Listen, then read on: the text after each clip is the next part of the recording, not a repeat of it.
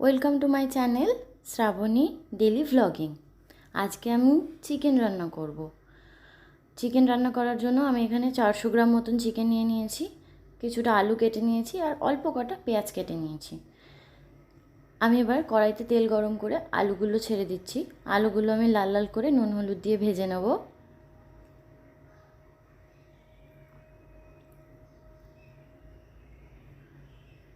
আলুগুলো সমস্তটা ছেড়ে দিয়েছি। আমি খুব বেশি আলু দিইনি, মাংসটাও যেহেতু অল্প আছে। আমি আজকের মাংসটা একদম অল্প তেল মশলা কমে রান্না করব।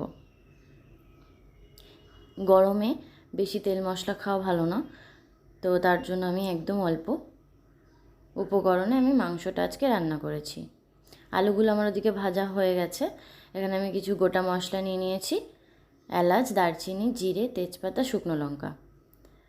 এগুলো আমি ফোড়নে দিয়ে দেবো। আলুগুলো আমার এখানে লাল লাল হয়ে গেছে, এবার আমি আলুগুলোকে তুলে নেব। আলুগুলো তুলে নেওয়া হয়ে গেছে। ওই তেলেই আমি গোটা মশলাগুলো দিয়ে দেবো।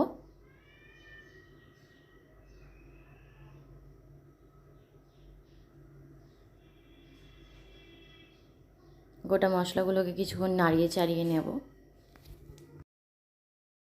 মশলাগুলো দিয়ে এবার আমার সুন্দর গন্ধ ছেড়ে গেছে। এবার আমি পেঁয়াজটা এর মধ্যে ছেড়ে দেবো। তেলটা কিন্তু খুবই অল্প পরিমাণে দেওয়া আছে। এর মধ্যে আমি পেঁয়াজগুলোকে একটু গোল্ডেন ব্রাউন হয়ে ভাজতে দেব। তারপরে আমি এর মধ্যে মাংসগুলো ছেড়ে দেবো।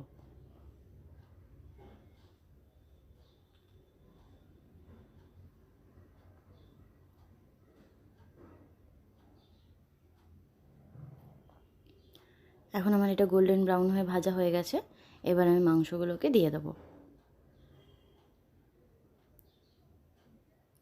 মাংসগুলোকে দিয়ে কিন্তু আমি খুব সুন্দর করে লাল লাল করে মাংসগুলো ভেজে নেব। যতক্ষণ না মাংসগুলোর গায়ে একটা বাদামি রং ধরছে ততক্ষণ আমি মাংসগুলোকে ভেজে নেব। আমি এরকম করে ভেজেই রান্না করি। অনেকেই আছেন মুরগির মাংস খেতে পছন্দ করেন না, তারা এরকম করে ভেজে মাংসটা রান্না করবেন, তাহলে কোনো রকম গন্ধ লাগবে না। তেজপাতাটা আমায় খুব ডিস্টার্ব করছিল, তাই তেজপাতাটাকে তুলে ফেলে দিলাম। এবার একটা বাটিতে আমি কিছু গুঁড়ো মশলা নিয়ে নেব। হলুদ গুঁড়ো, ধনে গুঁড়ো, পরিমাণ মতন জিরে গুঁড়ো। আমি কিন্তু দেখুন মশলাগুলো খুব অল্প পরিমাণে ইউজ করছি। আর অল্প কিছুটা লঙ্কার গুঁড়ো, কারণ আমি এই রান্নাটা বাটা মশলা দিয়েই করব, আর তার মধ্যে লঙ্কা বাটাও থাকবে। এবার এটা একটু জল দিয়ে আমি গুলিয়ে রাখবো।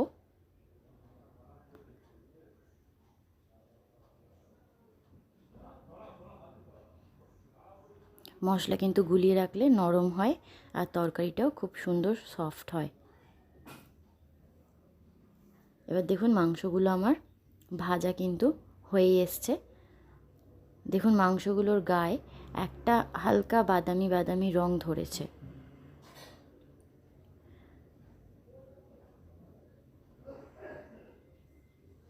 আমি এদিকে একটু বাটা মশলা রেডি করা আছে।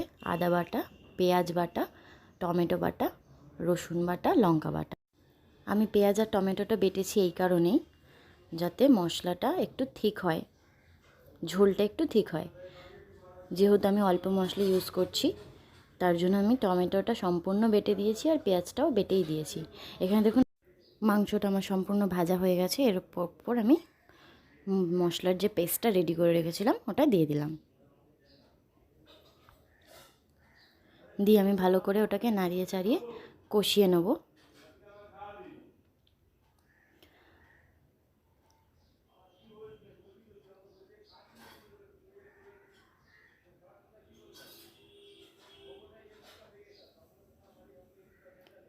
মাংসটা কিন্তু আমি ভালো করে নাড়িয়ে চাড়িয়ে কষিয়ে নিচ্ছি।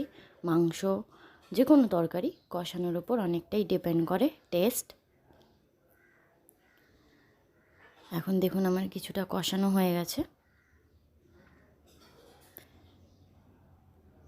এবারে আমি যে গুঁড়ো মশলাটা রেডি করে রেখেছিলাম ওই গুঁড়ো মশলাটার মধ্যে দিয়ে দিলাম। দিয়ে এবারেও খুব ভালো করে কষাবো। আপনাদের যদি আমার রান্না ভালো লাগে তো আমার চ্যানেলটাকে লাইক করবেন, সাবস্ক্রাইব করবেন, কমেন্ট করে জানাবেন আমার রান্নাগুলো কেমন হচ্ছে। কোনো ভুল হলে নিশ্চয়ই কমেন্ট করে জানাবেন, আমার ভালো লাগবে তাতে। আর আমার চ্যানেলটা যদি ভালো লাগে তো প্লিজ সাবস্ক্রাইব করবেন।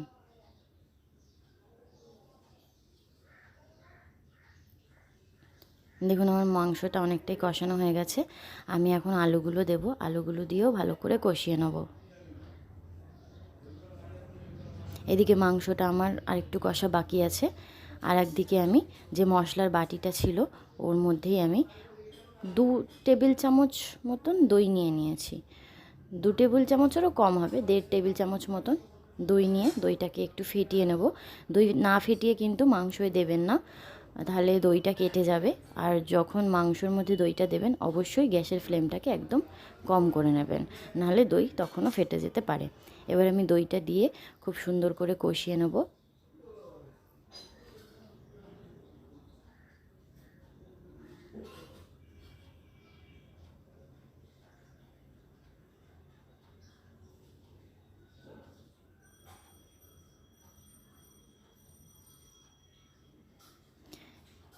এই পর্যায়ে আমি নুন দিয়ে নিলাম। আমি আগে নুনটা দিতে ভুলে গেছিলাম বলে এখন আমি নুনটা দিলাম। আপনারা একটু আগেই নুনটা দিয়ে নেবেন।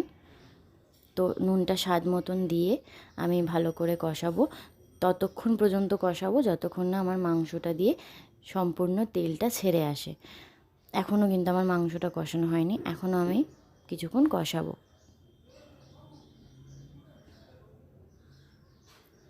এই পর্যায়ে আমি গ্যাসের ফ্লেমটাকে একটু হাই করে নিলাম, দিয়ে তেলটা ছাড়া অবধি কষিয়ে নেব।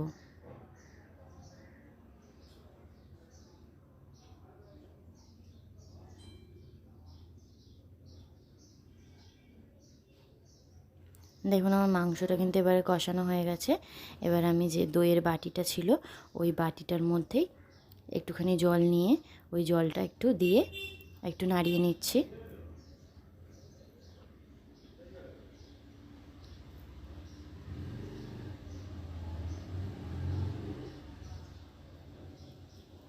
এবার দেখুন আমি ঝোল দিয়ে দেবো, মানে জল দিয়ে দেবো এর মধ্যে।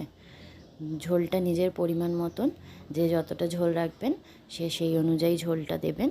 আমি যতটা আমার ঝোলের দরকার আমি ততটাই জল দিয়েছি।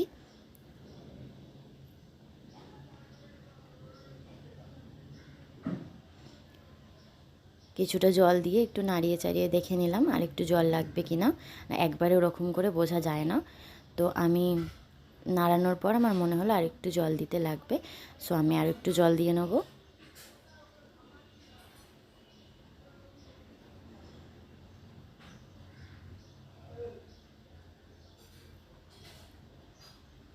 এবার আমি এটাকে 10 থেকে 15 মিনিটের জন্য ঢেকে দেবো।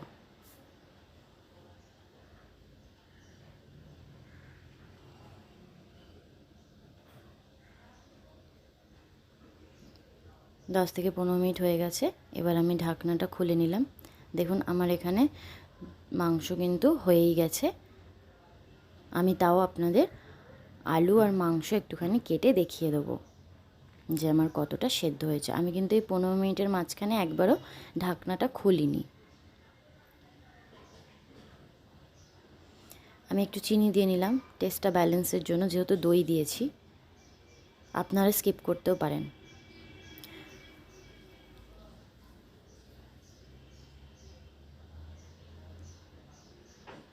এবার দেখুন আমার আলুটা কিন্তু সম্পূর্ণ সেদ্ধ হয়ে গেছে। আমি একটা মাংসও দেখিয়ে দিচ্ছি।